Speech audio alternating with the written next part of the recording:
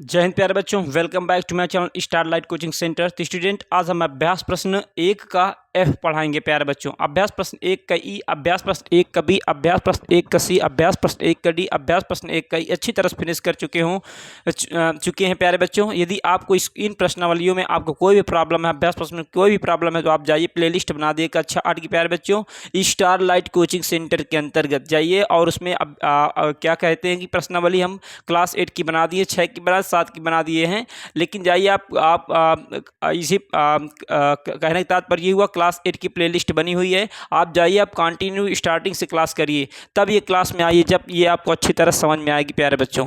तो I hope, मैं आशा करता हूँ कि आप कंटिन्यू क्लास को कर रहे होंगे। तो प्यारे बच्चों, अब हम उसी श्रृंखला में आपको अभ्यास प्रश्न 1 के एफ के क्वेश्चन हल कराएंगे। और क्वेश्चन हल कराने से पहले सबसे पहले हम इसके जो इसमें थ्योरी है, जो मेन पॉइंट है, हिंट्स है, उन्हें बताएंगे प्यारे बच्चों, जिससे आपको कोई भी प्रॉब्लम ना हो किसी पॉइंट में। तो चलिए प्यारे बच्चों, और आप जानते भी हैं कि हम कोई भी प्रश्नावली स्टार्ट करते हैं तो उससे पहले सबसे पहले हम आपको उसके अभ्यास प्रश्न के जो थ्योरी होती है, जो मेन पॉइंट होते हैं, वो सब बताते हैं। इसके बाद हम क्या करते हैं, प्रश्नावली को प्रारंभ करते हैं प्यारे बच्चों। तो चलिए, अभ्यास प्रश्न 1 का एफ प्रारंभ करने से पहले इसके कुछ मेन पॉइंट है, उस पॉइंट को बता देते हैं। इसके बाद हम प्रश्नावली प्रारंभ करेंगे और नोट्स बनाते हुए चलेंगे और इसे नोट्स में लिख कर चलेंगे। पहला पॉइंट हमारा इसमें क्या है, कहने का तात्पर्य ये हुआ, अभ्यास प्रश्न 1 के एफ के अंतर्गत इसे पढ़ने से पहले सबसे पहले इसका जो नोट पॉइंट है वो लिख लीजिए प्यारे बच्चों। पहला मीन्स कहने का मतलब ये हुआ, सम इम्पोर्टेंट पॉइंट लिख देते हैं, सम इम्पोर्टेंट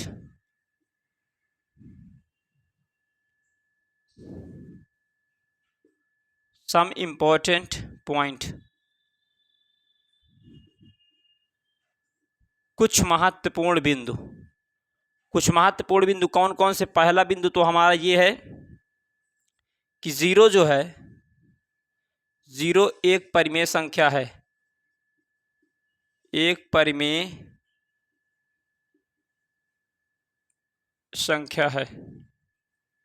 पहला पॉइंट ये है कि जीरो क्या है, एक परिमेय संख्या। परिमेय संख्या में आपको क्या बताया गया था कि परिमेय संख्या में क्या बताया गया था, कहने का तात्पर्य जो संख्या p बटा q के रूप में लिखी तो उसे परिमेय संख्या कहते, किंतु शर्त ये होती q का मान जीरो नहीं होना चाहिए। देखिए यहाँ पर कहने का तात्पर्य जो संख्या p बटा q के रूप में लिखी जाती है उसे परिमेय संख्या कहते हैं, लेकिन q का मान जीरो नहीं होना चाहिए। मीन्स हर का मान जीरो ना हो, अंश का हो सकता। मीन्स कहने का तात्पर्य यदि 5 मान जीरो है तो ये q का मान जीरो हो गया, इसलिए ये हमारी परिमेय नहीं होगी। यदि 0/5 कर देंगे, 0 क्या कर देंगे 5, तो हमारी परिमेय हो जाएगी। यहाँ पर p का मान जीरो हुआ है और q का मान जीरो नहीं हुआ, इसलिए ये हमारी क्या होगी, ये हमारी क्या होगी, परिमेय संख्या होगी। तो कहने का तात्पर्य जीरो क्या है, एक परिमेय। और याद रखना, जीरो क्या है, एक पूर्ण संख्या है। पूर्ण संख्या का हम बटा क्या कर सकते हैं, एक कर सकते हैं। जीरो को हम क्या कर देंगे, ये संख्या है तो है, पूर्ण संख्या है एक, और इसका बटा एक कर देंगे तो ये हमारा p अपान क्यू का रूप बन गया। क्यू का मान एक है, क्यू का मान जीरो नहीं होना चाहिए, p का हो सकता है। p अपान क्यू जो है, p अपान क्यू के रूप की हो गई 0/1, इसलिए ये हमारी जीरो एक क्या होती, परिमेय संख्या होती है। पहला पॉइंट इसमें क्या निकल कर आया, पहला पॉइंट यही निकल के आया कि जीरो हमारी क्या है, एक परिमेय संख्या है। दूसरा पॉइंट इसमें देखिए प्यारे बच्चों, क्या कहते दूसरा पॉइंट इसमें क्या है, दूसरा पॉइंट ये है इसमें कि जीरो को हम किसी भी संख्या से, जीरो को हम किसी भी पूर्णांक से, जीरो किसी भी संख्या से हम क्या करते हैं, चाहे वो वेरिएबल हो, चाहे वो कोई पूर्णांक हो, जीरो को हम यदि किसी संख्या से गुणा कराते तो उसका गुणनफल हमेशा और हमेशा जीरो ही होता है। कहने का तात्पर्य ये हुआ कि जीरो का किसी के साथ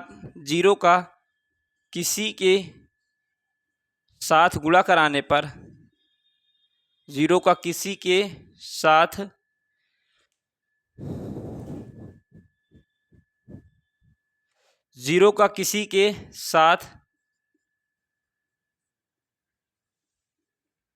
गुणा करने पर, जीरो का किसी के साथ गुणा करने पर, जीरो का किसी के साथ गुणा करने पर गुणनफल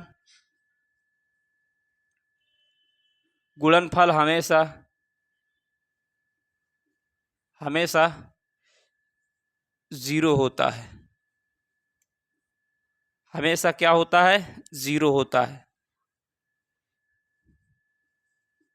जीरो का किसी के साथ, जीरो का किसी संख्या के साथ, या जीरो का किसी के साथ, या चाहे वो वेरिएबल हो चाहे नॉन वेरिएबल मीन्स चाहे चर हो चाहे वो क्या हो अचर हो, चाहे कोई क्या हो इंटीजर हो, चाहे कोई पूर्णांक हो, चाहे कोई पूर्ण संख्या हो मीन्स चाहे कोई होल नंबर्स हो, प्राकृतिक संख्या नेचुरल नंबर्स, किसी के साथ यदि हम जीरो को गुणा कराते हैं तो याद रखना हमेशा और हमेशा उसका जो मल्टीप्लिकेशन आएगा वो हमेशा और हमेशा जीरो आएगा। और जीरो क्या होती है, एक परिमेय संख्या होती है। Zero is a rational number means कहने के तात्पर्य हमारा इंपॉर्टेंट पॉइंट के अंतर्गत क्या हुआ, जीरो एक क्या हमारी परिमेय संख्या है। और जीरो को किसी के साथ यदि हम मल्टीप्लिकेशन करते हैं मीन्स मल्टीप्लाई कराते हैं, गुणा कराते हैं, तो हमेशा और हमेशा याद रखना जो उसका गुणनफल आएगा ना वो क्या आता है, जीरो आता है। जैसे 5 का यदि हम 5 का जीरो के साथ मल्टीप्लाई करवाएंगे तो क्या आएगा, 5 जीरो में करवाएंगे जीरो आएगा। 6 इंटू जीरो करवाएंगे जीरो आएगा।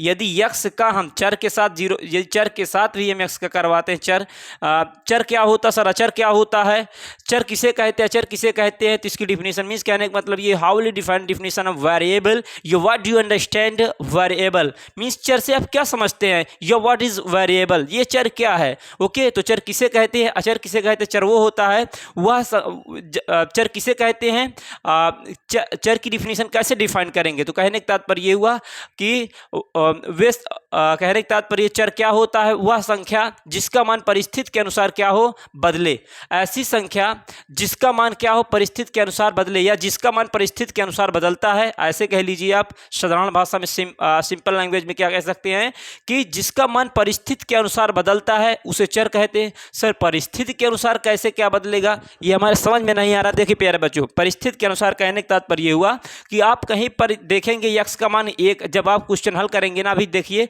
उसमें सर्वसमीका के अंतर्गत जब आएंगे तो आपको बताया जाए कहीं पर यक्स का मान 1 आएगा तो कहीं यक्स का मान 2 आएगा, कहीं यक्स का मान 15 आएगा तो कहीं यक्स का मान 0 आएगा। मीन्स देखिए परिस्थिति कोई ऐसी स्थिति रही होगी जहां यक्स का मान कितना 1 आ रहा है। सर कैसी परिस्थिति होगी, आप इक्वेशन बना के बताइए। देखिए मैं इक्वेशन बना के आपको बताता हूं। जैसे x + 2 = क्या 1 दिया हुआ है, तो x = ये प्लस में उधर जाएगा तो माइनस में हो जाएगा, तो x = -1 आ गया। अब x का मान यहाँ पर -1 आ गया और x यहाँ पर देखिए। अब दूसरी सिचुएशन देखिए, मान लीजिए x + 5 = इधर क्या लिखा हुआ 10 लिखा हुआ, या यहाँ पर मल्टीप्लाई करा लीजिए तो ये देखिए इधर 10 अपान क्या हो जाएगी, ये गुणा में उधर जाएगा तो भाग में 5 दूनी कितना हो जाएगा, 5 2 जा 10 हो जाएगा, तो x = कितना आ गया 2। मीन्स x का मान यहाँ पर 2 आ गया, यहाँ पर x का मान -1 आ गया, और यहाँ x का मान 1 आ गया, और x का मान 2 आ गया, x का मान 15 आ गया। मीन्स देखिए x का मान बदल रहा है। जब क्या होता है, जब किसी कहने का मतलब ये हुआ जिसका मान परिस्थिति के अनुसार बदलता है उसे चर कहते हैं। चर के अंतर्गत A to Z तक जो लेटर होते हैं ना, A to Z तक जो लेटर होते हैं वो सभी हमारे वेरिएबल होते हैं, वो सभी चर होते हैं। तो इसका मान क्या होता है, परिस्थिति के अनुसार बदलता रहता है, तो हम इसे क्या कहते हैं, चर कहते हैं। अचर किसे कहते हैं, जिसका मान परिस्थिति के अनुसार ना बदले। यदि 5 है तो ये 5 ही रहेगा, यदि 7 है तो 7 ही रहेगा, यदि 9 है तो 9 ही रहेगा, यदि -10 है तो -10 ही रहेगा। इसके मान में कोई इफेक्ट नहीं पड़ेगा, कोई परिस्थिति इसमें काम नहीं करेगी। ओके, तो कहने का तात्पर्य हुआ, और आपको भी ऐसा बनना चाहिए कि चाहे जो परिस्थिति हो अपना कार्य जारी रखना चाहिए। प्यारे बच्चों, कहने का तात्पर्य हुआ कि जो हमारा अचर है उसका मान परिस्थिति के अनुसार क्या होता है, नहीं बदलता है, और जो हमारा चर होता है उसका मान परिस्थिति के अनुसार क्या होता है, बदलता है। तो ये चर और अचर होते। तो कहने का तात्पर्य 0 को किसी के साथ गुणा करने पर गुणनफल हमेशा और हमेशा 0 होता है। मीन्स x का 0 के साथ गुणा करवाएंगे 0 आएगा,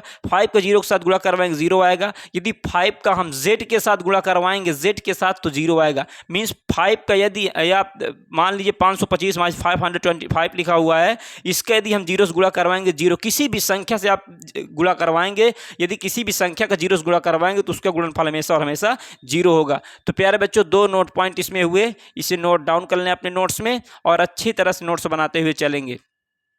इसके बाद देखिए इसमें तीसरा पॉइंट क्या है। तीसरा पॉइंट ये है कि योग का तत्समक अवयव। कहने का तात्पर्य ये हुआ, अब इसमें आता है कि शून्य के प्रगुण के अंतर्गत कहने का तात्पर्य ये हुआ कि योग का तत्समक अवयव। सर योग तो पता है हमें, लेकिन हमें तत्समक अवयव नहीं पता। सर तत्समक अवयव क्या होता है? देखिए प्यारे बच्चों, तत्समक अवयव उसे कहते हैं वह संख्या जिसे हम किसी संख्या से तत्समक अवयव क्या होता है, वह संख्या जिसे हम किसी संख्या में जोड़े, घटाएं, गुणा करें, उस पर कोई इफेक्ट ना पड़े। ओके। तत्समक अवयव की डिफिनीशन यदि आप लिखना चाहते हो तो क्या लिखेंगे? वह संख्या जिसका हम किसी के साथ जोड़ें, जिसे हम किसी के साथ जोड़ें या घटाएं या फिर गुणा कराएं, उसके मान में कोई प्रभाव ना पड़े तो उसे क्या कहते हैं? तत्समक अवयव कहते हैं। अब देखिए इसमें नोट पॉइंट क्या है प्यारे बच्चों, डिफिनीशन इंपॉर्टेंट नहीं है, इंपॉर्टेंट क्या है ये जो बताने जा रहा हूं कि यो हमेशा याद रखना, योग का तत्समक अवयव, योग का तत्समक अवयव, योग का तत्समक अवयव, योग का तत्समक अवयव क्या होता है? जीरो होता है, जीरो होता है। योग का तत्समक अवयव क्या होता है? योग का तत्समक अवयव जो होता है वो क्या होता है? जीरो होता है। योग का तत्समक अवयव जीरो होता है। सर कैसे? दिखाइए। जैसे देखिए, कहने का तात्पर्य तत्समक अवयव क्या किसे कहते हैं? तत्समक अवयव उसे कहते हैं। तत्समक अवयव क्या होता है? मीन्स ऐसी संख्या जिसे हम किसी के साथ जोड़ें या फिर घटाएं या फिर गुणा करें लेकिन उसके मान में कोई इफेक्ट ना पड़े। जैसे 5 में यदि हम 0 ऐड करेंगे तो कितना आएगा? 5 ही आएगा। क्या इसके मान में कोई प्रभाव पड़ा? यदि 5 से हम माइनस 0 सब्सट्रैक्ट करेंगे मीन्स घटाएंगे तो कितना आएगा? 5 ही आएगा। यदि ओके इस प्रकार से तो याद रखना। और कहने का तात्पर्य ये हुआ कि और यदि 5 का हम किसी के साथ क्या करा दिए, 5 का किसी के साथ गुणा करा दिए तो कितना जाएगा? 0 इसके मान में पड़ गया। तो योग का घटाना का अलग तत्समक अवयव होता है और गुणा का क्या होता है? अलग तत्समक अवयव होता है। तो योग का तत्समक अवयव क्या होता है? 0 होता है। याद रखना, योग का तत्समक अवयव क्या होता है? 0 होता है। देखिए 0 को हम किसी के साथ घटाएं चाहे जोड़े, इसके मान में कोई इफेक्ट नहीं पड़ा। 5 है और इधर भी 5 है, 5 से 0 घटाएंगे तो 5 ही आएगा, तो इसके मान में कोई इफेक्ट पड़ा नहीं पड़ा। लेकिन 5 के यदि 0 के साथ गुणा करवा दिए तो कितना आ गया? 0 हो गया, इफेक्ट पड़ गया प्यारे बच्चों। तो कहने का तात्पर्य यही हुआ कि योग का तत्समक अवयव जो होता है, ओके, योग का जो तत्समक अवयव होता है वो कितना होता है? 0 होता है। ओके, जैसे ये दिखा दिया गया आपको, ये दोनों पॉइंट डाल के लिख लेंगे। योग का तत्समक अवयव या फिर घटाना का तत्समक अवयव क्या होता है? 0 ही होता है। ओके, अब इसके बाद देखिए गुणा की बात करेंगे। इसमें ये तीनों पॉइंट प्यारे बच्चों लिख ले या स्क्रीनशॉट कर ले, भी कुछ देर बाद लिख लेंगे, बहुत इंपॉर्टेंट पॉइंट है प्यारे बच्चों। अब देखिए इसके बाद हम नेक्स्ट इंपॉर्टेंट पॉइंट की बात करेंगे। मीन्स आता है गुणा का तत्समक अवयव। चौथा पॉइंट क्या है? गुणा का तत्समक अवयव, गुणा का तत्समक अवयव, गुणा का तत्समक अवयव 1 होता है। गुणा का तत्समक अवयव क्या होता है? गुणा का जो तत्समक अवयव होता है वो 1 होता है। कैसे सर? तत्समक अवयव क्या होता है? तत्समक अवयव उसे कहते हैं वह संख्या जिसका हम किस अवयव एलिमेंट्स, अवयव क्या होता? अवयव मतलब एलिमेंट्स मतलब क्या होता? तत्व होता है, या कोई संख्या यहाँ पर ले लेंगे, एलिमेंट्स अवयव हो जाएगा।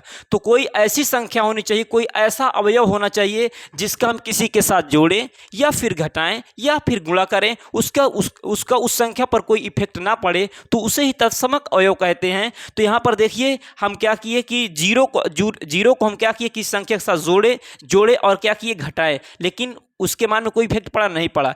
तो कहने का तात्पर्य योग का तत्समक अवयव क्या होता है? 0 होता है, लेकिन हम 0 किसी के साथ गुणा करा दे तो 0 हो जाएगा, इसलिए मान में प्रभाव नहीं पड़ना चाहिए। तो योग और घटाना का, योग और घटाव का मीन्स कहने का तात्पर्य ये हुआ कि एडिशन ऑफ सब्सट्रैक्शन का जो क्या कहते हैं तत्समक अवयव होता है, जो तत्समक अवयव होता है कितना होता है? 0 होता है। योग का तत्समक अवयव कितना होता है? 0 होता है। और गुणा का तत्समक अवयव 1 होता है। कैसे? देखिए जैसे इस पे भी देख लीजिए, यदि 5 का हम या 5 का 1 से मल्टीप्लाई करवाएंगे तो कितना आ जाएगा? 5 1 जा 5 हो जाएगा। यदि हम 7 का 1 से करवाएंगे 7 1 जा 7 हो जाएगा। यदि हम और मान लीजिए जैसे 525 दिया, वो इसका 1 से करवाएंगे तो 525 ही होगा। मीन्स कहने का तात्पर्य ये हुआ कि हम देखिए एक का हम किसी के साथ गुणा करवाते लेकिन उसके मान में कोई प्रभाव नहीं पड़ता, कोई इफेक्ट नहीं पड़ता है। तो यही तो हमारा क्या है? तत्समक अवयव है। तो तत्समक अवयव क्या है? 1 है। तो गुणा का तत्समक अवयव क्या होता है? 1 होता है। ये हम एग्जाम्पल 2-3 डाल लीजिए, इसके बाद आप अच्छी तरह से अपने नोट्स में लिख लें। तो योग का तत्समक अवयव क्या होता है? 0 होता है। गुणा का तत्समक अवयव क्या होता है? 1 होता है। याद रखना प्यारे बच्चों। learn this point always, because this point is very important. So students, I think that I suggested you this point. This point is remember always. Means कहने का तात्पर्य ये हुआ कि प्यारे बच्चों ये इंपॉर्टेंट पॉइंट बहुत हैं और इन्हें अच्छी तरह से अपने नोट्स में लिख लेंगे प्यारे बच्चों। तो यहाँ पर योग का तत्सम का अवयव हो गया, गुणा का तत्सम का अवयव हो गया। अब परिमेय संख्याओं का प्रतिलोम आता है। देखिए इसमें कुछ और इंपॉर्टेंट पॉइंट, परिमेय संख्याओं का प्रतिलोम क्या है? परिमेय संख्या का प्रतिलोम।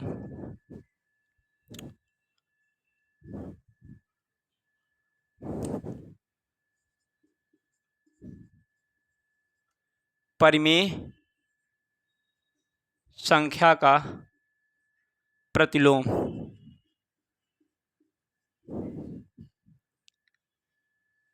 परिमेय संख्या के प्रतिलोम के अंतर्गत पॉइंट नंबर 1 क्या है? प्रतिलोम का मतलब, इनवर्स का मतलब क्या होता है? मीन्स कहने का तात्पर्य ये हुआ परिमेय संख्याओं का प्रतिलोम, इनवर्स ऑफ रेशनल नंबर।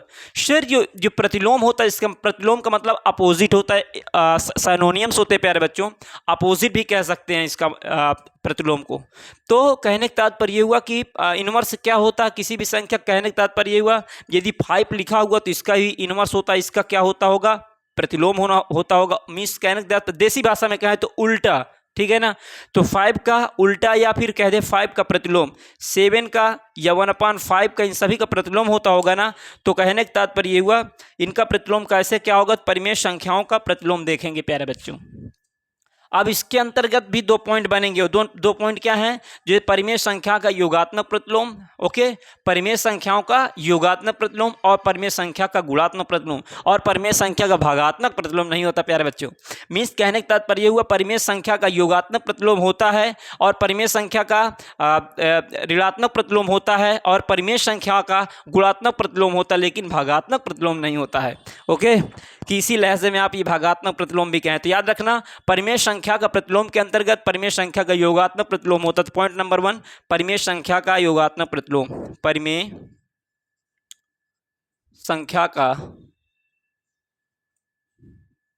संख्या का योगात्मक प्रतिलोम।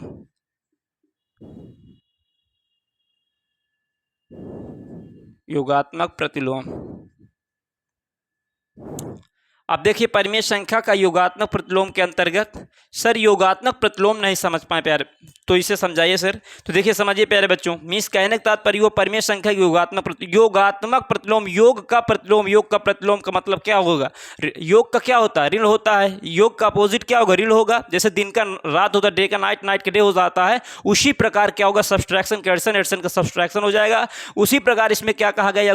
योगात्मक प्रतिलोम। तो योगात्मक प्रतिलोम के अंतर्गत योगात्मक प्रतिलोम जो होगा additive inverse of rational number. Okay, तो इसके तो एडिटिव ऑफ रेशनल नंबर क्या, तो कौन सा होगा परिमेय संख्या योगात्मक प्रतिलोम? बताइए ना सर। देखिए योगात्मक प्रतिलोम का मतलब ये होता है यदि कोई संख्या धनात्मक होगी, यदि कोई संख्या धनात्मक होगी, मीन्स क्या कहने का तात्पर्य, यदि कोई संख्या धनात्मक है तो उसका जब प्रतिलोम करेंगे तो ऋणात्मक हो जाएगी, यदि कोई संख्या ऋणात्मक है तो उसका प्रतिलोम करेंगे तो धनात्मक हो जाएगी। यही हमारा योगात्मक प्रतिलोम होता है।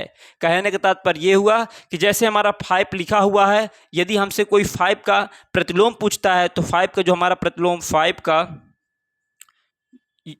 का योगात्मक प्रतिलोम, 5 का योगात्मक प्रतिलोम, यदि 5 का योगात्मक प्रतिलोम की बात करें तो 5 का योगात्मक प्रतिलोम कितना होगा? -5 हो जाएगा। यदि धनात्मक है तो उसका क्या होगा? ऋणात्मक हो जाएगा। यदि ऋणात्मक है तो क्या हो जाएगा? धनात्मक। यही हमारा योगात्मक प्रतिलोम होता है। जैसे कह दे -7 का योगात्मक प्रतिलोम, योगात्मक प्रतिलोम, तो इसका -7 का क्या हो जाएगा? 7 हो जाएगा। तो यदि कोई संख्या धनात्मक है तो उसे ऋणात्मक कर देंगे तो ये योगात्मक प्रतिलोम होगा। यदि कोई ऋणात्मक है तो उसे क्या कर देंगे? धनात्मक कर देंगे, तो हमारा ये योगात्मक प्रतिलोम हो जाएगा। जैसे लिखा है परिमेय संख्या, हम इनका बटा हम 1 कर सकते हैं प्यारे बच्चों, इन सभी का बटा हम 1 कर सकते हैं। ओके, जैसे हमारा क्या लिखा 5, इसी लहजे में मान लीजिए A और ये खंड B और ये C, इसी में हम क्या कर दे 7/2 का योगात्मक प्रतिलोम कर दे तो क्या हो जाएगा? 7/2 का माइनस का 7/2 हो जाएगा। ओके, तो ये हमारा क्या होता, परिमेय संख्या प्रतिलोम के अंतर्गत परिमेय संख्या का योगात्मक प्रतिलोम ये हमारा हो गया। जैसे जैसे में क्या बताया गया, 5/1 या 5 का योगात्मक प्रतिलोम -5/1 हो जाएगा। -7 का क्या हो जाएगा, 7/1 हो जाएगा। 7/2 का योगात्मक प्रतिलोम -7/2 हो जाएगा। तो प्यारे बच्चों, ये हमारा क्या योगात्मक प्रतिलोम होता। तो आई होप, मैं आशा करता हूँ कि आप योगात्मक प्रतिलोम के विषय में समझ चुके होंगे। अभी जब अभ्यास पर सॉल्व करेंगे तो और अच्छी तरह से क्लियर हो जाएगा, अभी क्लियर कम हुआ होगा तो। ओके, इसके बाद अब आता परिमेय संख्या का गुणात्मक प्रतिलोम। परिमेय संख्या का गुणात्मक प्रतिलोम।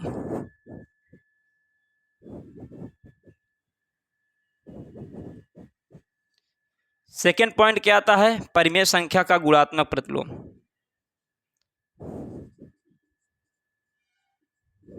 परिमेय संख्या का गुणात्मक प्रतिलोम।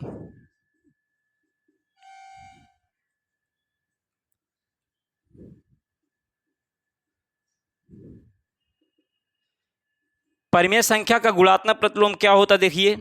गुणात्मक प्रतिलोम का मतलब यह है, यदि गुणा, देखिए अब मल्टीप्ली, जैसे अभी क्या था कि धन का क्या ऋण हो गया, ऋण का धन हो गया, मीन्स एडिशन का सब्सट्रैक्शन, सब्सट्रैक्शन का एडिशन हो गया। इसी प्रकार गुणा का भाग हो जाएगा, भाग का गुणा हो जाएगा। ओके, तो कहने का तात्पर्य यह हुआ कि गुणात्मक प्रतिलोम में यही होता है, याद रखना हमेशा और हमेशा प्यारे बच्चों। यदि कोई संख्या भाग में है तो जब उसका गुणात्मक प्रतिलोम करेंगे तो क्या हो जाएगी, गुणा में चली जाएगी, और यदि गुणा में है तो भाग में चली जाएगी। जैसे देखिए, जैसे 5 लिखा हुआ है, 5 का गुणात्मक प्रतिलोम, गुणात्मक प्रतिलोम, ये जो गुणात्मक जो प्रतिलोम है ना, प्रतिलोम बहुत बड़ा शब्द नहीं लिखा। प्रतिलोम का मतलब उल्टा होता है प्यारे बच्चों, ठीक है ना। तो गुणा, ये आप देखिए 5 का उल्टा करेंगे तो 5, इसका मतलब 5 का मतलब क्या, 5/1 होता है, क्योंकि ये क्या है, पूर्णांक है। तो पूर्णांक है तो इसका हम बटा 1 कर सकते हैं। जब बटा 1 कर सकते हैं तो बताया गया ना, गुणात्मक प्रतिलोम में क्या होता है, यदि कोई संख्या गुणा में है तो भाग में, भाग में है तो गुणा में चली जाती है। ऊपर वाली संख्या गुणा में होती है, नीचे वाली भाग में होती है। तो जब हम इसे क्या करेंगे, इसका प्रतिलोम बनाएंगे तो ये क्या हो जाएगा, संख्या पलट जाएगी। ओके, मीन्स गुणा का भाग, भाग का गुणा हो जाएगी। तो 1/, क्या हो जाएगा, 5 हो जाएगा। क्लियर। जैसे पहला पॉइंट हुआ। दूसरा इसमें क्या हो सकता है, दूसरा हो जाएगा 7/2 का गुणात्मक प्रतिलोम, गुणात्मक प्रतिलोम।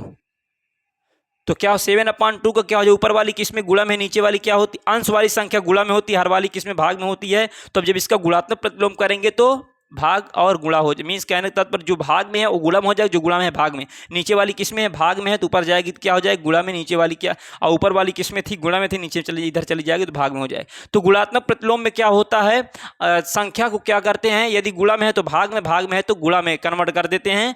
और इसमें योगात्मक प्रतिलोम में क्या, यदि धन में है तो ऋण में कर देते, ऋण में है तो धन में कर देते। यही हमारे क्या होते हैं, नोट पॉइंट इसके अंतर्गत। यही हमारा परिमेय संख्या का योगात्मक प्रतिलोम होता है। ओके, तो योगात्मक प्रतिलोम के अंतर्गत 2 ही होते हैं, परिमेय संख्या का योगात्मक प्रतिलोम, परिमेय संख्या का गुणात्मक प्रतिलोम होता है।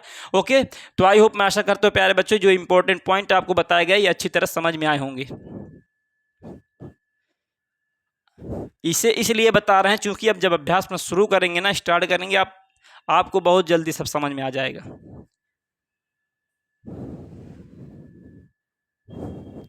देखिए नेक्स्ट पॉइंट को, शून्य का गुणात्मक प्रतिलोम नहीं होता है। और एक नोट पॉइंट आया प्यारे बच्चों, जो नंबर हो अपनी नंबरिंग कर लेना। मान लीजिए हम 4th नंबर डाल लेते हैं, अपनी नंबरिंग कर लेना। मीन्स कहने का तात्पर्य जीरो भी तो एक संख्या। आप सर, जब संख्या का योगात्मक गुणात्मक प्रतिलोम हो तो जीरो भी एक संख्या, तो इसका भी होना चाहिए। अब क्यों नहीं होगा समझें, जीरो का गुणात्मक प्रतिलोम नहीं होता है, जीरो का गुणात्मक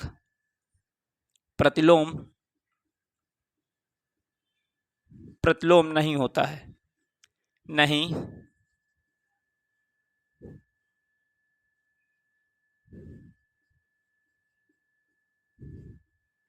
जीरो का गुणात्मक प्रतिलोम नहीं होता है।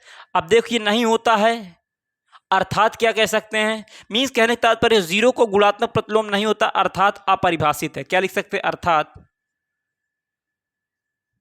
अर्थात अपरिभाषित है।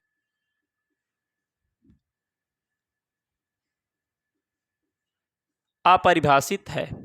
कहने का तात्पर्य हुआ कि जीरो का गुणात्मक प्रतिलोम नहीं होता। जैसे जीरो भी एक संख्या, कौन संख्या? जीरो पूर्ण संख्या होती। कौन संख्या? पूर्ण संख्या। तो जीरो, देखिए जीरो का गुणात्मक प्रतिलोम, जीरो का गुणात्मक प्रतिलोम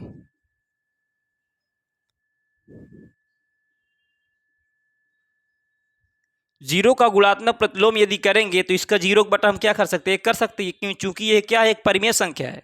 तो इसका हम गुणात्मक प्रतिलोम, तो ऊपर वाली संख्या किसमें गुणा में होती? नीचे वाली भाग में होती। जब इसका गुणात्मक प्रतिलोम करते हैं तो इसके अंश को हर में, अंश को हर में, हर को अंश में कन्वर्ट कर देते हैं। तो करिए, तो ये 1/, क्या हो जाएगी?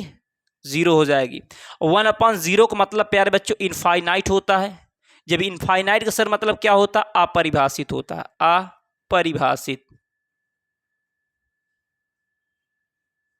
अपरिभाषित। ओके, 1/0 का मतलब क्या होता है? इनफाइनाइट होता है। 0/1 का मतलब जीरो होता है। याद रखना, डाउट नहीं रखना प्यारे बच्चों। यदि 0/1 है तो इसका 1 से 0 में भाग करवाएंगे भी। इस कहने का तात्पर्य हुआ यदि हम 1 से 0 में भाग करवाएंगे तो 1 0 0 हो जाएगा, 0 0 कट जाएगा। इसका डिवाइजर कितना है? 1 है। डिविडेंड कितना? 0। क्वेश्चन कितना है? 0 है। और रिमाइंडर क्या? 0 है। मीन्स कहने का तात्पर्य यदि 1 से 0 में भाग करवाएंगे तो जो इसका भागफल आता है, क्वेश्चन आता है, 0 आता है। लेकिन यदि हम 1/0 है, 0 से करवाएंगे 1 में, तो याद रखना इनफाइनाइट आएगा। इनफाइनाइट का मतलब अपरिभाषित होता है। इसलिए कहने का तात्पर्य ये आप रीजन मिल गया ना, जीरो का गुणात्मक प्रतिलोम नहीं होता। क्यों? क्योंकि जीरो का गुणात्मक प्रतिलोम नहीं होता, क्योंकि यह क्या है? अपरिभाषित होता है। क्योंकि यह क्या होता? अपरिभाषित। अपरिभाषित का मतलब सर क्या होता? अपरिभाषित का मतलब होता है कि इसकी हम व्याख्या नहीं कर सकते, इसे नहीं बता सकते, इसे परिभाषित नहीं कर सकते हैं। ओके, तो इसे अपरिभाषित का मतलब ये है कि हम इसे नहीं परिभाषित कर सकते, इसे नहीं बता सकते। जब नहीं बता सकते तो इसीलिए तो कहा गया जीरो का गुणात्मक प्रतिलोम नहीं होता है। क्लियर?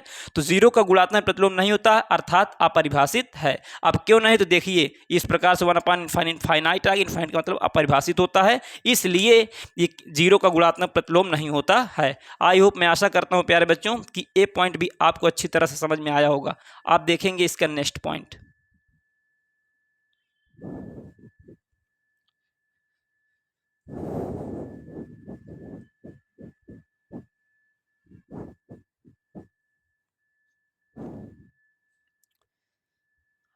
अब एक पॉइंट और इसमें बच रहा प्यारे बच्चों, उस पॉइंट को देखें। मीन्स कहने का तात्पर्य ऐसी कौन सी संख्या है, ऐसी कौन सी संख्या है जिसका गुणात्मक प्रतिलोम करने पर उसके मान में कोई इफेक्ट नहीं पड़ता है। ऐसी कौन सी संख्या है या ऐसा कौन सा इंटीजर है जिसका हम गुणात्मक प्रतिलोम करते हैं ना, उसके मान में कोई इफेक्ट नहीं पड़ता है। वो कौन सी संख्या है? तो वो संख्या है 1 और -1। लिखेंगे प्यारे बच्चों, 1 और -1 दो ऐसी संख्या है, दो ऐसी संख्या हैं जिनका गुणात्मक प्रतिलोम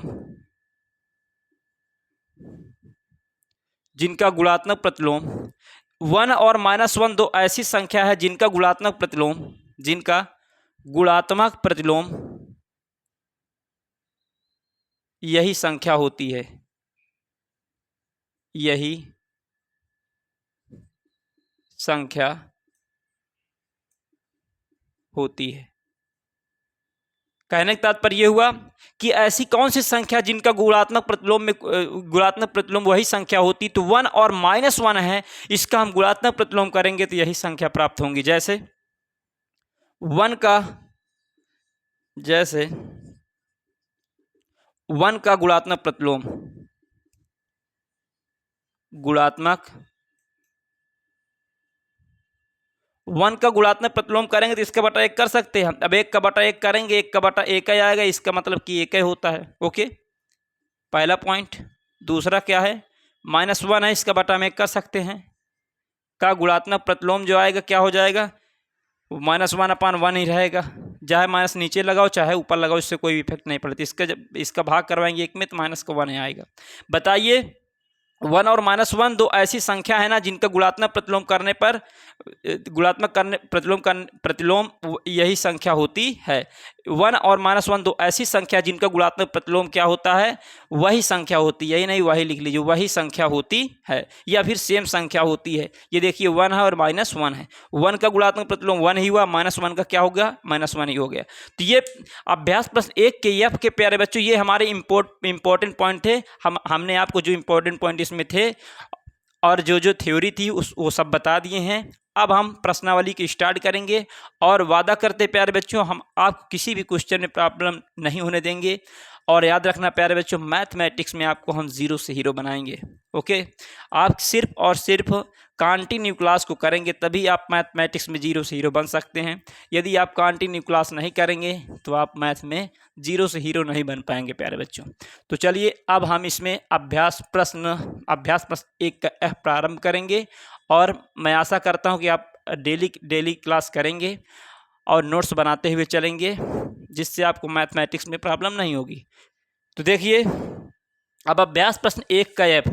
अभ्यास प्रश्न 1 का एफ में पहला क्वेश्चन ये है, इसका निर्देश क्या है, निम्नांकित कथनों के, निम्नांकित का मतलब होता है नीचे अंकित किया हुआ, नीचे लिखा हुआ। तो कह रहा है निम्नांकित कथनों के सम्मुख सत्य का असत्य को सही, कहने का तात्पर्य निम्नांकित कथनों के सम्मुख सत्य या असत्य को सही हो लिखिए। कहने का तात्पर्य हुआ कि जो निम्नांकित कथन, नीचे जो कथन लिखे हुए, जो नीचे जो क्वेश्चन है, इनको क्या करिए, हल करिए और देखिए यदि जो सत्य है तो उसके सम्मुख का मतलब होता है सामने, उसके सामने सत्य लिखिए और जो असत्य है, जो क्या है, रॉन्ग है, उसके सामने असत्य लिखिए। यदि जो सत्य है उसके सामने सत्य लिखिए, जो असत्य है उसके सामने क्या लिखिए, असत्य लिखिए। तो देखिए पहला क्वेश्चन क्या है, क्वेश्चन नंबर 1 के अंतर्गत इसे देख लेना प्यारे बच्चों, क्योंकि यदि हर चीज़ हम राइट करेंगे प्यारे बच्चों तो समझ ज़्यादा लग जाएगा और आपको भी लगने लगी, वीडियो लॉन्ग हो जाएगी। देखिए और सेकंड इसमें कहने का तात्पर्य क्वेश्चन नंबर 1 के अंतर्गत फर्स्ट पार्ट इसका खंड क्या है, बिग ब्रैकेट मीन्स बड़ा कोष्ठक -6/7 ब्रैकेट आप कर देंगे स्मॉल ब्रैकेट प्लस 6/7 बड़ा ब्रैकेट आप कर देंगे। परिमेय संख्या नहीं है, कह रहा है ये परिमेय संख्या नहीं है, परिमेय संख्या नहीं है। यदि सत्य है, यदि हल कर, कहने का तात्पर्य इसे बताइए सत्य है कि असत्य है। अब बहुत से होंगे आप और बहुत से लोग होंगे प्यारे बच्चों को, आपको क्या करेंगे, क्वेश्चन लिख दिए, अब इस यदि सत्य है असत्य है आपको डायरेक्ट कर दिए प्यारे बच्चों, क्या है, सत्य है या फिर क्या है, असत्य है। ऐसा नहीं है, हम सॉल्व करके आपको दिखाएंगे, प्रत्यक्ष प्रमाण के में प्रूव करके आपको दिखाएंगे कि सत्य है कि असत्य। आप खुद बताएंगे सत्य है कि असत्य, आप खुद पता चल जाएगा। हम हल करेंगे आपको पता चल जाएगा प्यारे बच्चों सत्य है असत्य। पहले हम क्वेश्चन को हल कराएंगे। तो देखिए इसमें बड़ा ब्रैकेट आ गया, छोटा बड़ा ब्रैकेट भी आ गया और स्मॉल ब्रैकेट भी आ गया। तो क्या करेंगे, बताया गया कि कोष्ठक मुख्यतः कितने प्रकार के होते हैं, कोष्ठक मुख्यतः 4 प्रकार के होते हैं। कौन कौन से होते हैं, रेखीय कोष्ठक, छोटा कोष्ठक, मंझला कोष्ठक, बड़ा कोष्ठक। यदि रेखीय कोष्ठक ना आया हो, मंझला कोष्ठक ना आया हो और छोटा बड़ा कोष्ठक आया हो, सबसे पहले छोटा कोष्ठक हल करते हैं और फिर क्या उनसे कोष्ठक हल करते बड़ा कोष्ठक। तो चलिए सबसे पहले छोटा कोष्ठक -6/7 प्लस का क्या हो जाएगा, 6/7 हो जाएगा। याद रखना प्यारे बच्चों, यदि दो सेम संख्याएं हों और एक ऋणात्मक हो एक क्या हो, धनात्मक हो, यदि दो सेम परिमेय संख्या हो, एक धनात्मक हो एक ऋणात्मक हो, तो वो आपस में क्या हो जाती, कट जाती हैं और वो कितना आता है, 0 ही आता है। या ऐसे ही करिए, याद रखिए प्यारे बच्चों, या तो फिर एलसीएम लेके हल करिए, आप एलसीएम लेके भी हल कर सकते हैं। चलिए एलसीएम से आपको हम बता देते हैं। और पहली बात तो याद रखिए, ट्रिक क्या है कि दो सेम संख्या दी हुई हो और एक धनात्मक और ऋणात्मक हो तो उन संख्याओं को आपस में काट देते हैं, काटने पर क्या आता है, 0 आता है। ठीक है, अब चलिए हम अब कैसे आता है प्रूव करके दिखाते हैं। ओके, तो -6/7 हो जाएगा प्लस 6/7 हो जाएगा। बताया गया यदि हमारा क्या हो, हर जो हो यदि सेम हो, हर सेम होता है तो ऐसी सिचुएशन में क्या करते हैं, उनमें से एक संख्या ले लेते, वही दी हुई संख्या का एलसीएम होता है। 7 से 7 में डिवाइड करवाएंगे 1 बार जाएगा, तो फिर 1 का अंश में मल्टीप्लाई करवाएंगे तो -6 का नाम 6 हो जाएगा। 7 से 7 में डिवाइड करवाएंगे 1 बार जाएगा, 6 फिर 1 का इसके साथ क्या करवाएंगे, मल्टीप्लाई करवाएंगे तो 6 आएगा। अब बताइए 6 में से 6 घटाएंगे तो कितना, धन ऋण क्या, ऋण जुड़ता है लेकिन चिन्ह ऋण का होता है, धन जुड़ता है लेकिन चिन्ह धन का होता है, धन ऋण घटता है ऋण धन घटता है, बड़ी संख्या का चिन्ह होता है। तो बताइए इसमें ना कोई बड़ी ना छोटी संख्या, सेम है, मीन सब घटेगी तो क्या 6 में से 6 कितना आ जाएगा, 0 आ जाएगा। कितना आएगा, 0 आ जाएगा। तो 0 क्या आ जाएगा, 0/7 आ जाएगा। या इधर लिख लीजिए क्या हो जाएगा 0 अपॉन क्या हो जाएगा 7, और 0 अपॉन 7 का मतलब क्या होता है 0 होता है। तो बताइए कह रहा -6 अपॉन 7 प्लस 6 अपॉन 7 परिमेय संख्या कह रहा नहीं है। बताइए 0 आया, इस हल करने पर कितना आया 0 आया, 0 आया तो 0 को हम बटा 1 कर सकते हैं। और ये किस रूप की है पी अपॉन क्यू के रूप की है, क्यू का मान 0 नहीं है, पी का मान 0 हो सकता है, क्यू का मान तो 0 नहीं है, इसलिए ये हमारी क्या है परिमेय संख्या है। और इसमें कह रहा परिमेय संख्या नहीं है, तो बताओ सत्य की असत्य। तो कहेंगे प्यारे बच्चों सर ये क्वेश्चन हमारा क्या है 0 अपॉन 1 क्या है, ये परिमेय है, और ये कह रहा परिमेय नहीं है, तो क्वेश्चन हमारा क्या होगा असत्य होगा। क्या लिखेंगे असत्य। ओके, तो इस प्रकार से हल करेंगे प्यारे बच्चों। आई होप, मैं आशा करता हूं कि आपको अच्छी तरह से क्वेश्चन समझ में आया होगा। अब चलिए इसका नेक्स्ट कुछ पार्ट हल कराते हैं।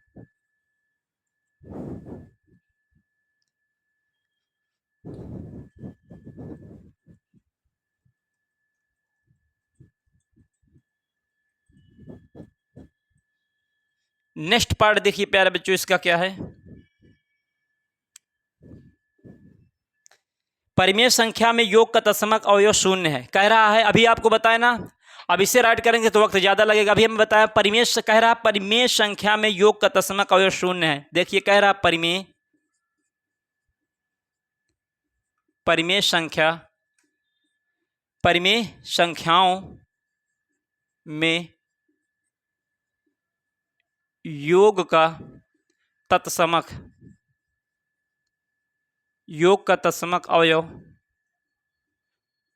अवयव परिमेय संख्या में योग का तत्समक अवयव क्या होता है शून्य है। क्या है शून्य है। तो बताओ सत्य है कि असत्य है। परिमेय संख्याओं में योग का तत्समक अवयव क्या होता है शून्य है। बताइए सत्य है कि असत्य, या 0 है। ओके, सत्य है कि असत्य। अभी बताया था कि परिमेय कहने का तो बताया गया परिमेय संख्या योग का और परिमेय संख्याओं में योग का तत्समक अवयव जो होता है वो क्या होता है 0 होता है। ओके, और क्या परिमेय संख्या में गुणा का जो तत्समक अवयव होता है वो क्या होता है 1 होता है। तो बताइए इसमें क्या कह रहा है परिमेय संख्या में योग का तत्समक अवयव क्या होता है शून्य है। तो बताइए क्या होगा सत्य होगा। तत्समक अवयव क्या होते वह संख्या जिसे हम किसी के साथ जोड़ें या फिर क्या करें घटाएं, उसके मान में कोई इफेक्ट ना पड़े, तो वही हमारा क्या होता है तत्समक अवयव होता है। जैसे देखिए यदि 5 पे हम 0 जोड़ेंगे तो कितना आएगा 5 ही आएगा, या 5 से हमारे 0 घटाएंगे तो 5 ही आएगा। तो मीन्स परिमेय संख्याओं में योग का तत्समक अवयव या घटाव का तत्समक अवयव क्या होता है याद रखना हमेशा और हमेशा शून्य होता है। ओके, तो ये हमारा इसलिए क्वेश्चन क्या होगा सत्य होगा। आप देखिए इसका सेकेंड पार्ट क्या है।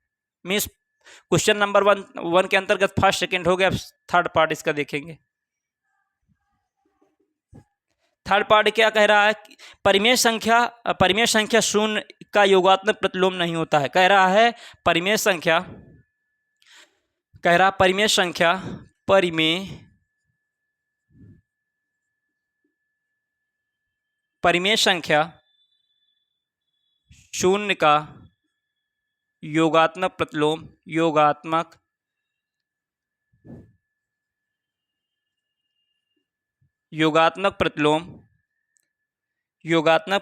नहीं होता है।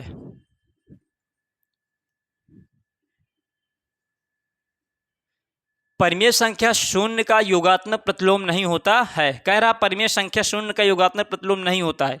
ये चीज हमसे पूछ रहा है। ओके, परिमेय बताइए सही है कि सत्य है कि असत्य है। परिमेय संख्या शून्य का योगात्मक प्रतिलोम नहीं होता। याद रखना प्यारे बच्चों, जो 0 होता है योगात्मक प्रतिलोम का मतलब क्या होता है, इसमें क्या करेंगे 0 जोड़ेंगे तो 0 में यदि 0 जोड़ेंगे तो क्या 0 आएगा, यदि 0 से 0 घटाएंगे तो क्या आएगा 0 आएगा। मीन्स इसका योगात्मक प्रतिलोम क्या होता है परिमेय संख्या का। याद रखना परिमेय संख्या का योगात्मक प्रतिलोम जो होता है।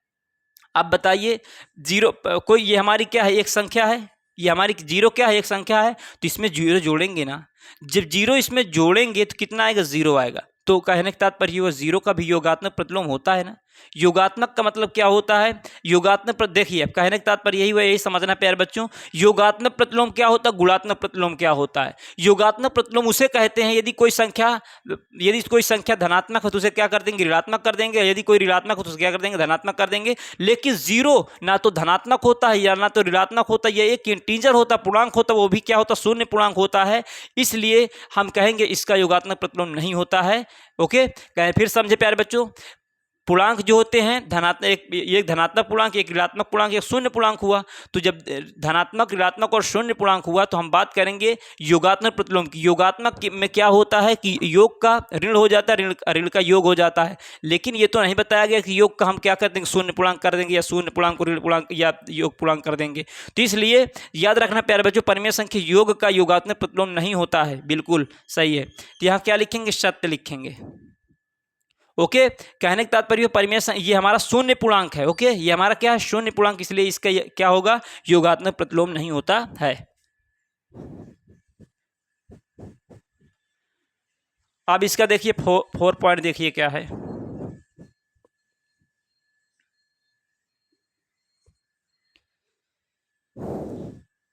कह रहा किसी ऋणात्मक परिमेय संख्या का योगात्मक प्रतिलोम एक धनात्मक परिमेय संख्या होती है। किसी ऋणात्मक परिमेय संख्या का, किसी ऋणात्मक परिमेय संख्या का, किसी ऋणात्मक परिमेय संख्या, कोई हमारी ऋणात्मक परिमेय संख्या -5 मान क्या है, 2 है। ये हमारे एक ऋणात्मक परिमेय संख्या है, P अपान Q के रूप में लिखी हुई है, और धनात्मक के साथ इस संख्या के साथ ऋण लगा दी, इसलिए ऋणात्मक परिमेय संख्या हो गई।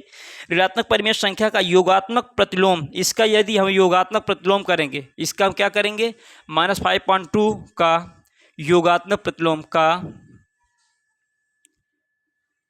योगात्मक प्रतिलोम, इसका योगात्मक प्रतिलोम करेंगे तो क्या होता है, योगात्मक प्रतिलोम में यदि कोई संख्या धनात्मक है तो क्या हो जाती है, ऋणात्मक, यदि कोई ऋणात्मक है धनात्मक, तो 5 मान क्या हो जाएगा, 2 हो जाएगा। 5 मान 2। तो क्या रहा है इसमें, क्वेश्चन नंबर 4 में कह रहा है कि किसी ऋणात्मक परिमेय संख्या का योगात्मक प्रतिलोम एक धनात्मक परिमेय संख्या होती है। बताइए, ऋणात्मक परिमेय संख्या है, इसका योगात्मक प्रतिलोम किए, बताइए -5.2 का कितना, 5.2, बताइए धनात्मक संख्या है, तो कहेंगे सत्य है। क्या है, सत्य है। ओके, तो ये हमारा 4th नंबर भी हो गया। अब इसमें देखिए 5th में क्या कह रहा है, परिमेय संख्याओं में घटाने का तत्समक अवयव शून्य है। अब देखिए परिमेय संख्याओं में, परिमेय संख्या में जोड़ने का तत्समक अवयव या फिर घटाने का तत्समक अवयव आपको हम क्या बताएं, 0 बताए ना, तो इसलिए ये क्या होगा, सत्य होगा। कह रहा परिमेय संख्याओं में घटाने का तत्समक अवयव शून्य है, तो क्या है, सत्य है। कर लेंगे आप 5 के आगे, क्वेश्चन नंबर 5 के आगे सत्य लिख लेंगे, बस हो गया। याद रखना परिमेय संख्या जोड़ने, परिमेय संख्या योग का और घटाव का तत्समक अवयव क्या होता है, हमेशा और हमेशा 0 होता है। ओके, इसके बाद आता है क्वेश्चन नंबर 6। क्वेश्चन नंबर 6 में कह रहा है कि परिमेय संख्या में गुणा का तत्समक अवयव 1 है। बिल्कुल अभी बताया गया कि परिमेय संख्या में परिमेय संख्या में योग और घटाव का तत्समक अवयव 0 होता है, लेकिन परिमेय संख्या में घटाव का जो तत्समक अवयव होता है ना, वो क्या होता है, परिमेय संख्या में योग और घटाव तत्समक अवयव 0 होता है, लेकिन गुणा में क्या बताया गया, परिमेय संख्याओं में गुणा का जो तत्समक अवयव होता है 1 होता है। इसमें कह रहा है 1 होता है, बताइए सही, सत्य है, तो कहेंगे सत्य है। इस क्वेश्चन नंबर 6 भी कर लेंगे। अब आता क्वेश्चन नंबर 7 आता है। क्वेश्चन नंबर 7 में कह रहा है कि एक ऋणात्मक परिमेय संख्या गुणात्मक प्रतिलोम एक ऋणात्मक परिमेय संख्या होती है। कहने तात्पर्य वो देखिए फिर से प्यारे बच्चों, एक ऋणात्मक परिमेय संख्या, हमारी एक ऋणात्मक संख्या मान लीजिए माइनस का 5.4 है। ओके सर, ऋणात्मक परिमेय संख्या क्या होती है, बताया गया जब हम परिमेय संख्या में धन चिन्ह लगा देते तो उस धनात्मक कहते हैं, जब हम ऋण लगा देते तो उसे ऋणात्मक परिमेय संख्या कहते हैं। ओके, एक ऋणात्मक परिमेय संख्या गुणात्मक प्रतिलोम -5.4 का गुणात्मक प्रतिलोम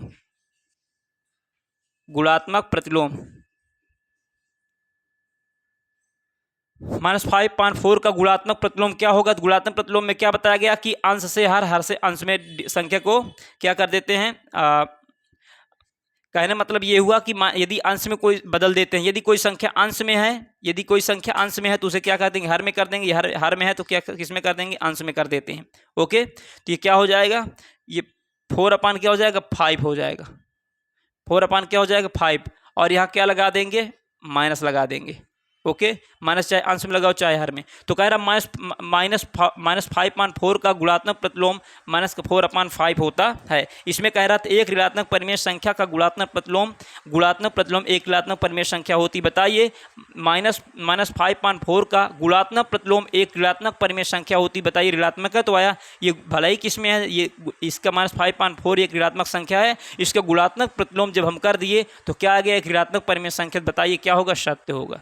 तो यहाँ क्या लिखेंगे, तो इसके आगे जो क्वेश्चन उसमें दिया हो उसके आगे लिख लेना, क्या हो जाएगा, सत्य हो जाएगा, क्योंकि एक ऋणात्मक संख्या ही आती है। तो क्वेश्चन नंबर 7 क्या लिख लेना, सत्य लिख लेना। क्वेश्चन नंबर 8 में क्या कह रहा है प्यारे बच्चों, देखिए क्वेश्चन नंबर 8 में कह रहा है यदि परिमेय संख्या यक्स का योगात्मक प्रतिलोम यक्स हो तो यक्स बराबर 0। तो बताइए सत्य कह रहा है कि यदि परिमेय संख्या यक्स का योगात्मक प्रतिलोम, अब देखिए यदि यक्स का हम योगात्मक प्रतिलोम करेंगे तो यक्स का योगात्मक प्रतिलोम क्या होता है, माइनस यक्स होता है। यक्स का क्या माइनस यक्स बराबर कितना है, 0, मीन्स यक्स इक्वल टू कितना आ गया, 0 आ गया।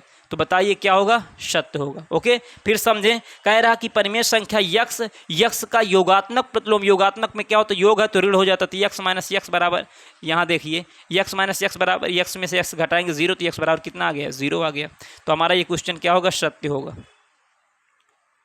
ओके, तो क्वेश्चन नंबर 8 भी प्यारे बच्चों आई होप, मैं आशा करता हूँ समझ में आया होगा। तो अभ्यास प्रश्न 1 के एफ के अंतर्गत 8 पार्ट थे प्यारे बच्चों। आई होप, मैं आशा करता हूँ कि आपको अच्छी तरह से समझ में आए होंगे। अब देखिए क्वेश्चन नंबर 2 में चलेंगे। फर्स्ट के अंतर्गत जितने पार्ट थे प्यारे बच्चों अच्छी तरह समझ में आए होंगे। सत्य असत्य आपके एग्जाम में आता प्यारे बच्चों, 5-6 नंबर का आता है ऑब्जेक्टिव में, तो इसलिए आप अच्छी तरह से इन्हें कंठस्थ रखिएगा, याद रखिएगा, जिससे आपको प्रॉब्लम ना हो। अब देखिए क्वेश्चन नंबर 2 क्या कहता है, कह निम्नांकित को अपनी अभ्यास पुस्तिका पर उतार कर रिक्त स्थान की पूर्ति कीजिए। क्वेश्चन नंबर 2 रिक्त स्थान की पूर्ति करवा रहा है, कहने का तात्पर्य ये हुआ रिक्त स्थान की पूर्ति करना। क्वेश्चन नंबर 1, अब इसमें कुछ क्वेश्चन आपके लिए होमवर्क के लिए मैं लीव करूँगा प्यारे बच्चों, ठीक है ना। देखिए माइनस का 5.12, माइनस का 5 क्या है 12 लिखा हुआ है, फिर क्या करेंगे प्लस कर देंगे। ओके, फिर माइनस इक्वल टू कर देंगे, क्या है माइनस का 5 क्या कर देंगे 12। अब ये रिक्त स्थान पर क्या भरा जाएगा, क्या रखा जाए, कौन संख्या आएगी, ये हमें पता करना। तो आपको हम बताएं ऐसे क्वेश्चनों में क्या करना, पीछे प्रश्नावली में हम पीछे अभ्यास में बता चुके हैं, इसीलिए कहते हैं कि आप जाइए पीछे से क्लास को करिए, प्लेलिस्ट बना दिया गया है, स्टार्टिंग से करिए, जब आप यहाँ पर आइए तो अच्छी तरह से आपको समझ में आएगा। तो अब देखिए यहाँ पर लिखेंगे क्या, माना रिक्त स्थान बराबर क्या है, एक्स है, तो यक्स मानेंगे तो ये माइनस का 5.12 हो जाएगा, इस प्लस हो जाएगा, इसके स्थान पर यक्स माने यक्स हो जाएगा, माइनस का 5.12 हो जाएगा, क्लियर है। और यक्स इक्वल टू माइनस का 5.12 हो जाएगा। और यदि इधर कोई ऋण में है बराबर को उधर जाएगी धन में, मीन्स याद रखना, यदि इधर कोई प्लस है तो उधर जाएगी ऋण हो जाएगी, यदि इधर कोई ऋण है तो उधर जाएगी प्लस हो जाएगी, यदि इधर कोई गुणा है तो उधर जाएगी भाग हो जाएगी, इधर कोई भाग है तो उधर जाएगी गुणा हो जाएगी, यदि इधर कोई वर्ग है तो उधर वर्गमूल हो जाएगी, यदि वर्गमूल है तो उधर वर्ग हो जाएगी, इधर यदि इधर कोई घन है तो उधर घनमूल हो जाएगी, यदि इधर कोई घनमूल है तो उधर क्या हो जाएगी, घन हो जाएगी। तो इस प्रकार से इसमें ये ऋणात्मक उधर जाएगी तो क्या हो जाएगी, धनात्मक में हो जाएगी 5/12। अब आपको बताया गया है कि यदि सेम संख्या हो, धनात्मक ऋणात्मक हो, तो उन्हें आपस में काट देते, कितना आता, 0 आता है। तो इसलिए x बराबर क्या आ गया, 0। इसमें कह क्या रहा है कि निम्नांकित को अपनी अभ्यास पुस्तिका पर उतार कर रिक्त स्थान की पूर्ति कीजिए। मीन्स यहाँ पर रिक्त स्थान के स्थान पर क्या भरा जाएगा, तो यक्स के बराबर हम यक्स इक्वल टू कितना आ गया, 0, तो यहाँ पर क्या भर देंगे, 0 भर देंगे। हमारा रिक्त स्थान में क्या भरा जाएगा, 0 भरा जाएगा। अब देखिए नेक्स्ट क्वेश्चन देखेंगे इसका। अब इसमें प्यारे बच्चों आपके लिए कुछ होमवर्क मैं दूंगा। देखिए सेकेंड पार्ट इसका क्या है, -4/5 है, इसके बाद माइनस, फिर डैश इक्वल टू क्या, 0 है। माना रिक्त स्थान बराबर क्या है, माना रिक्त स्थान बराबर क्या है, 0 है। ओके, लिख लेना। अब ये क्या हो जाएगा, -4/5 हो जाएगा, फिर माइनस हो जाएगा, यहाँ पर क्या मान लें, यक्स बराबर 0 हो जाएगा। अब बताइए ये क्या है, यक्स किस में ऋणात्मक है, तो ऋणात्मक उधर जाएगा क्या हो जाएगा, धनात्मक, तो -4/5 इधर ही रहेगा, इसे उधर ले जाएंगे तो ये ऋण में है, उधर जाएगा किस में हो जाएगा, धन में। तो बताइए इसके बराबर ये है, तो क्या इसके बराबर ये लिख सकते हैं, अथवा यक्स इक्वल टू -4/5, तो यक्स का मान -4/5, तो यहाँ क्या लिख देंगे, -4/5 लिख देंगे। यही हमारा क्या होगा, रिक्त स्थान के स्थान पर यही संख्या हमारी फुलफिल होगी। तो आई होप, मैं आशा करता हूँ प्यारे बच्चों ये क्वेश्चन भी आपको अच्छी तरह समझ में आया होगा। अब इसका देखिए थर्ड पॉइंट क्या कह रहा है। यदि होमवर्क लायक होगा तो छोड़ दूंगा प्यारे बच्चों, आप करके कमेंट बॉक्स में कमेंट करना। चलिए प्यारे बच्चों ये इंपॉर्टेंट क्वेश्चन इसे मैं आपको बता देता हूँ। क्वेश्चन नंबर थर्ड दूसरे पैटर्न का क्या है कि 1 क्या -2 का इनवर्स कितना है, -1 इक्वल टू क्या है, फिर रिक्त स्थान में कहने का तात्पर्य डैश दिया है, यहाँ पर कौन संख्या होगी। तो हम अपना एक भी स्टेप नहीं चेंज करेंगे। माना रिक्त स्थान बराबर क्या है, यक्स है। माना रिक्त स्थान क्या है, यक्स है, तो ये क्या हो जाएगा 1/-2 की पावर -1 इक्वल टू क्या हो जाएगा, x हो जाएगा। हुआ। याद रखना यदि किसी संख्या का होल इनवर्स लगा हो, मीन्स पूरी की यदि कोई संख्या उसका पूरे पावर क्या ऋणात्मक हो तो उसे सबसे पहले हम क्वेश्चन को हल करने से पहले उस पावर को हम धनात्मक बनाएंगे, तभी हम हल करेंगे, अदरवाइज क्या क्वेश्चन गलत हो जाएगा। तो धनात्मक करने के लिए सर क्या करते हैं, धनात्मक करने के लिए संख्या को हम पलट देते हैं, मीन्स अंश को हर से अंश में कन्वर्ट कर देते हैं, मीन्स बदल देते हैं। तो इसे पलटेंगे, जैसे मैं कह दूं कि यदि 1/5 लिखा हो इसकी पावर -1 है, तो इसे पलटेंगे तो क्या हो जाएगा 5/1 की पावर क्या 1 हो जाएगा। याद रखना मेरे कहने का तात्पर्य ये है, यदि किसी संख्या घात ऋणात्मक है तो धनात्मक बनाने के लिए संख्या को पलट दिया जाता है। तो -2 क्या हो जाएगा 1 हो जाएगा, की पावर क्या हो जाएगा 1 हो जाएगा, 1 लिखो या ना लिखो। अब देखिए इसका -2/1 की पावर 1 का मतलब क्या, ये -2/1 ही होगा। -2/1 का मतलब क्या होता है -2 ही होगा, इक्वल टू x। यदि -2 बराबर x है तो क्या x इक्वल टू -2 नहीं होगा, ये क्या x यदि -2 इक्वल टू x है तो x इक्वल टू -2 नहीं होगा, बिल्कुल होगा सर। तो यहाँ पर क्या होगा, रिक्त स्थान के स्थान पर -2 रख देंगे। ओके, तो इस प्रकार से प्यारे बच्चों कहने का तात्पर्य रिक्त स्थान पूर्ति हमें करना था, तो x के स्थान पर x इक्वल टू -2 रख दिए, तो यही हमारा क्या होगा, इसका आंसर होगा। तो x के स्थान पर कितना रख देंगे, -2 रख देंगे। तो आई होप, मैं आशा करता हूँ प्यारे बच्चों आपको ये क्वेश्चन भी समझ में आया होगा। अब इसके बाद देखिए एक चौथा और क्वेश्चन इसमें बाकी है, चौथा ही बता देते हैं, फिर अगली प्रश्नावली में 3 से लगा करके जितने क्वेश्चन 6 तक हैं उन्हें बताया जाएगा।